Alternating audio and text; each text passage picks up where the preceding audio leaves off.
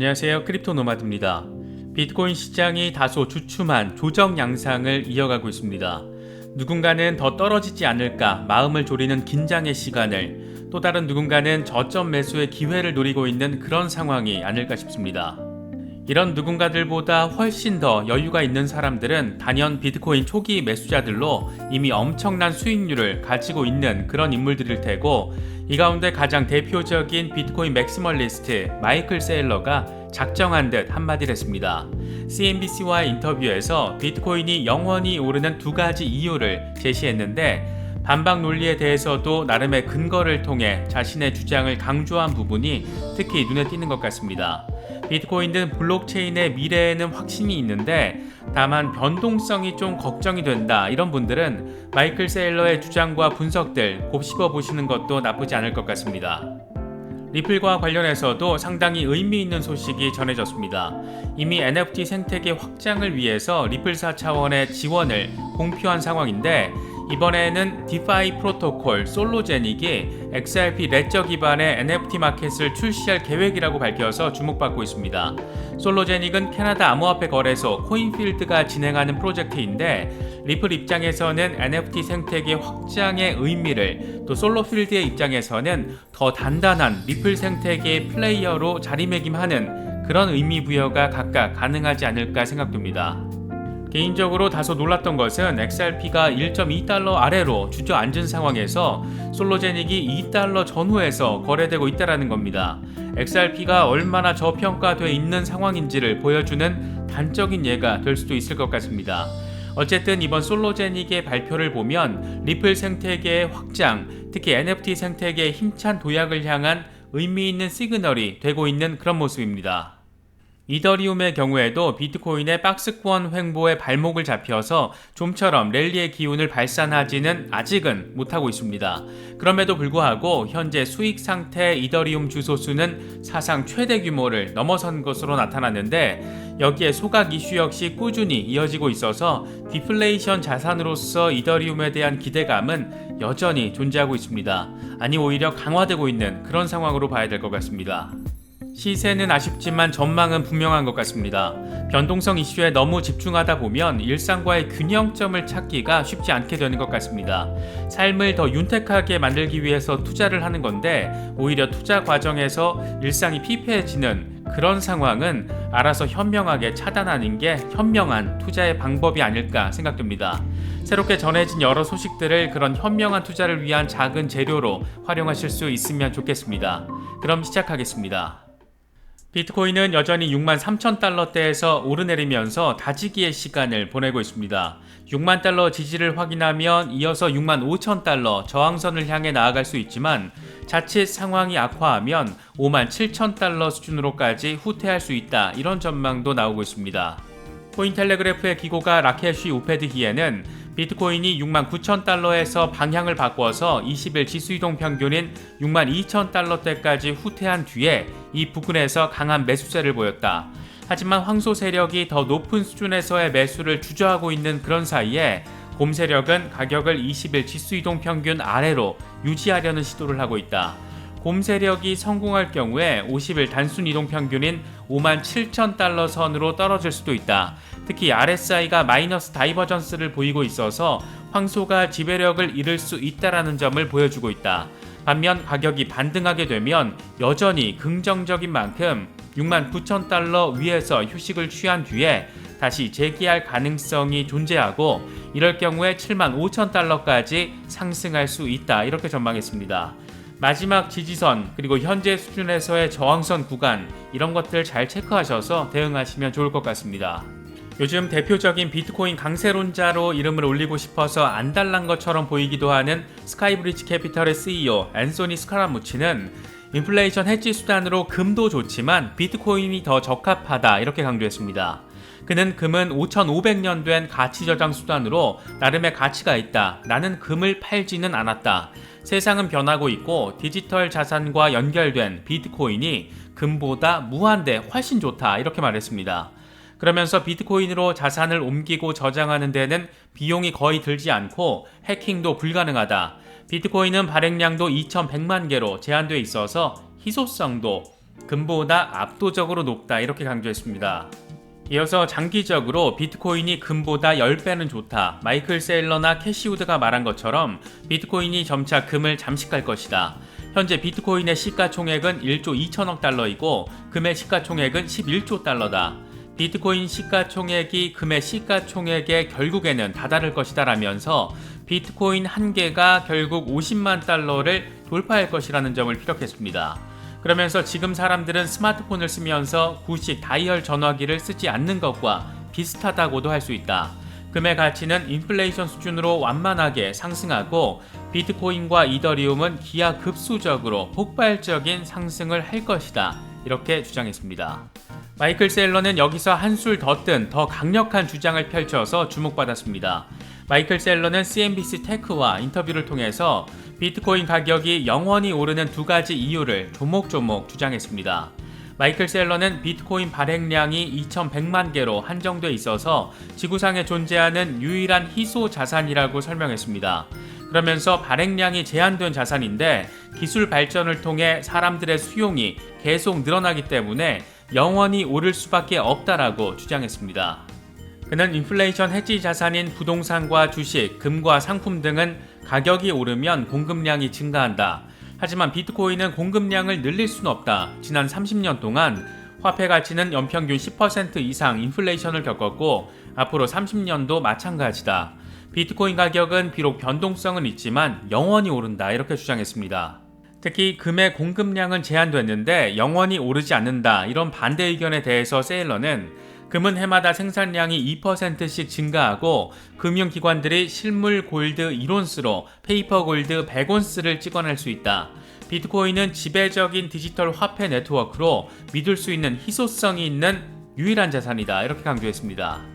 비트코인이 500만 달러 간다. 이런 기존 주장에 대해서 500만 달러는 영원히 오르는 것은 아니다. 이런 반박도 제시가 됐는데 이에 대해서 마이클 셀러는 예전에 1달러가 1아르헨티나 페소였는데 지금 1달러는 200페소다.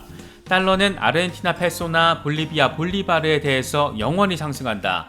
강한 자산은 약한 자산에 비해서 영원히 상승하기 마련이다. 이렇게 강조했습니다. 그러니까 500만 달러라는 절대적인 이 수치에 집착한 앵커의 질문에 대해서 그것이 가지는 상대적인 의미로 보기 좋게 반박한 것으로도 볼 수 있습니다. 그는 그러면서 엘살바도르 국민 300만 명이 3주 만에 비트코인을 사용하게 된 것처럼 지구상의 모든 사람들이 아이폰과 안드로이드 폰을 통해서 비트코인을 사용할 수가 있다. 기술력을 통해 사람들의 비트코인 채택이 늘어나고 10명의 억만장자가 수십억 달러의 자본을 가지고 네트워크에 참여하고 기업들이 들어오게 된다. 이렇게 강조했습니다. 일부러 내용을 축약하지 않고 핵심적인 부분들을 평소보다 길게 정리했는데 지금 상황에서 곱씹어볼 포인트 지점들이 여러 존재하는 것 같습니다. 이런 부분들은 투자자로서 꼭 곱씹어서 사유의 시간을 가지시는 것도 괜찮을 것 같습니다. 비트코인이 숨고르기의 시간을 이어가는 가운데 이더리움 역시 최고가 경신 이후에 상승 동력이 다소 약해진 상태에 보이고 있습니다. 이더리움은 4,500달러 선까지 후퇴했다가 4,600달러대로 소폭 만회한 상태입니다. 이더리움 시세와 관련해서 코인텔레그래프의 기고가 라케쉬 우페드히에는 이더리움의 20일 지수이동 평균이 상승하고 RSI가 플러스를 보인다는 것은 황소 세력에게 유리한 상황을 보여준다. 현재 수준에서 반등하면 황소는 가격을 사상 최고치인 4,868달러 위로 밀어 올려서 상승세를 재개하려고 할 것이다.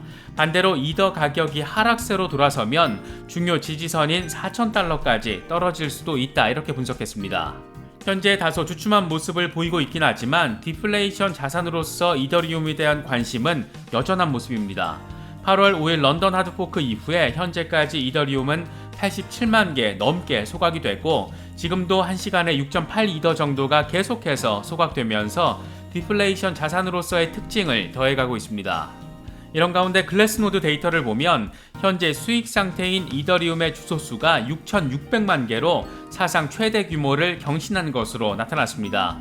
수익 상태의 월렛은 자산의 평균 매수 가격이 시장 가격보다 낮은 상태의 고유 월렛을 의미하는데 그만큼 아직 팔지 않고 홀딩하면서 수익권을 유지하고 있는 주소수가 역대 최고 수준이라는 것이고 그만큼 이더의 추가 상승을 기대하고 있는 존재들이 많다라는 것도 엿볼 수 있는 그런 데이터입니다.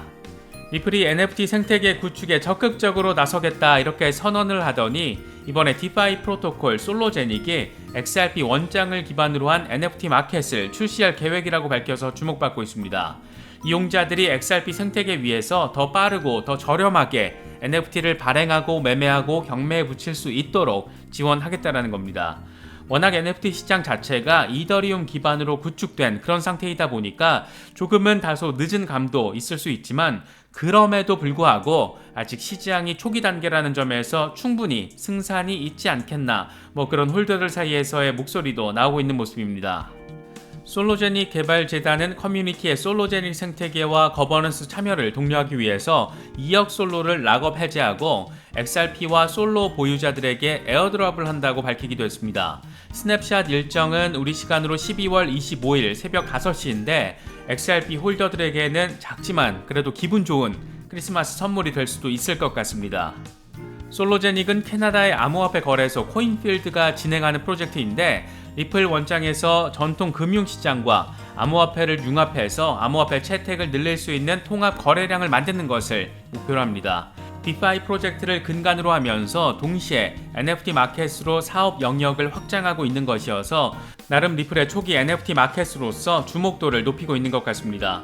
놀라운 것은 솔로가 현재 $2 수준에서 거래되고 있다는 것인데 XRP가 1.2달러를 반납한 지금의 상황과 비교해보면 기술력에 비해서 XRP가 얼마나 저평가되어 있는가 이런 것들도 새삼 느끼게 되는 것 같습니다. SEC가 또 무슨 뻘짓을 하려는지 이번에는 테라 개발사인 테라폼 랩스의 CEO 권도형 대표에 대해서 수사를 위한 소환 명령 이행을 요구하는 소송을 제기했다라고 공식 홈페이지를 통해서 밝혔습니다. 현재 SEC는 테라폼 랩스와 권도형 대표 등을 상대로 미허가 증권 청약 또는 증권 매도 등 연방증권법 위반 여부를 조사하고 있는 상태입니다. 테라폼 랩스가 미국 증시 가격을 미러링하는 디지털 합성 자산을 미국 투자자들을 대상으로 판매했는지 이게 증권법 위반에 해당하는지가 핵심입니다. 합성 자산이라는 말이 어렵게 느껴질 수가 있는데 이건 금융시장에서 거래되는 주식과 ETF 등의 가격을 따르는 가상 대상을 의미합니다. 쉽게 말해서 블록체인 위에 예를 들어 구글 주가를 추정하는 합성 자산을 만들고 이걸 스테이블 코인으로 매매하는 방식입니다. SEC는 현재 이게 증권법 위반인지를 따져보겠다라고 주장하면서 권 대표에 대한 소환 조사가 필요하다라는 입장입니다. 앞서 권도영 대표는 지난 9월 뉴욕의 한 가상화폐 관련 컨퍼런스에서 SEC로부터 소환장을 받았는데 이후 SEC를 상대로 소환이 부적절하다라는 취지의 소송을 제기한 것으로 전해졌습니다. 특히 민간 서비스 업체를 통해서 공공장소에서 공개적으로 소환장을 전달하면서 일부러 망신 주기에 나선 것 아니냐, 시세를 떨어뜨리려고 장난친 것 아니냐 이런 비판이 나오기도 했습니다. 앞서 권도영 대표는 SEC의 소환장 발부 이후에 야후 파이낸스와 인터뷰에서 SEC의 이해가 부족하다는 점을 공개적으로 꼬집기도 했습니다. 중앙화된 기관의 관점에서 탈중앙화 프로젝트 자체에 대해 이해를 하지 못하고 있다는 겁니다. 권 대표는 당시 인터뷰에서 우리가 출시한 프로젝트는 하나의 제품이고 이게 출시되면 소유권을 포함해 온전히 커뮤니티로 넘겨지게 된다. 완전히 탈중앙화되는 것이다. 이용자들을 통해 성장을 하는 프로젝트에 제작자인 우리가 할 수 있는 것은 아무것도 없다 이렇게 밝혔습니다. 그러면서 암호화폐 산업을 통해 뭔가 새로운 것이 탄생할 때 기존의 규제 틀과 호환되지 않을 수 있다. 약간의 갈등이 동반될 수는 있지만 대화와 교류를 통해서 혁신을 수용하는 틀이 구축될 수 있고 이 절차에 기꺼이 참여할 것이다. 이렇게 강조했습니다. 이번에 SEC가 소송을 내면서 법원은 권도형 대표에 대한 소환장 발부가 적합한지를 판단하게 됩니다. 한국 국적자인 권도영 대표에 대한 소환 이슈 그 자체로도 문제가 될 부분이 다분한 데다 이게 여차하면 제2의 리플 사태로 비화할 수도 있는 그런 상황이어서 SEC의 선무당질이 이번에 또 어떤 모습으로 산업계를 흔들려고 할지 여러모로 관심이 모이고 있습니다. 한여름 무더위 속에서 하락장을 견뎌냈던 게 엊그제 같은데 벌써 가을도 늦자락으로 접어드는 것 같습니다. 계절이 주는 매력과 여유를 느끼지 못하는 것만큼 바보 같은 상황은 없지 않을까 개인적으로는 그런 생각이 들기도 합니다. 너무 차트에만 집중하지 마시고 서둘러 지나갈지도 모르는 이 계절의 매력도 어느 정도 느끼실 수 있으면 좋겠습니다. 이번에 준비한 영상은 여기까지입니다. 영상이 도움이 되셨다면 좋아요와 구독 또 알림 설정 꼭 부탁드리겠습니다. 영상 제작에 아주 큰 도움 된다는 말씀 함께 드립니다. 언제나 성토하시기를 기원하겠습니다. 시청해주셔서 감사합니다. 지금까지 크립토 노마디였습니다.